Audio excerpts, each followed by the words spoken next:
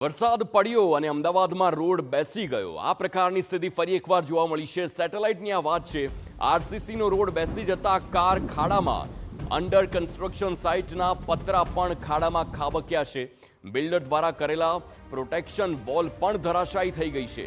Barricade કરેલ પતરા પાસે પાર્ક કરેલ ગાડી 20 ફૂટના ખાડામાં ખાબકી છે। તે પ્રકારની ઘટના ફરી એકવાર આપને જણાવું છું કે આરસીસીનો રોડ બેસી ગયો અને જે કાર છે તે ખાડામાં ખાબકી છે। આપને યાદ હશે, આરસીસીનો રોડ એટલા માટે બનાવવામાં આવે છે જેથી કરીને જો વરસાદ પડે તો જે ડામરના રોડને નુકસાન થતું હોય છે તેવું નુકસાન ન થાય, પરંતુ અહીં આરસીસીનો રોડ પણ બેસી જાય છે અને તેના કારણે એક કાર કે જે સીધું જ નીચે ખાડામાં ખાબકે છે। પ્રોટેક્શન વોલ જે બિલ્ડરે બનાવી હતી તે પણ તૂટી ગઈ છે અને જે દ્રશ્યો સામે આવ્યા છે તે અંડર કન્સ્ટ્રક્શન સાઇટ પર ના છે કે જ્યાં આખી ગાડી પલટી ખાઈને પડી ગઈ છે।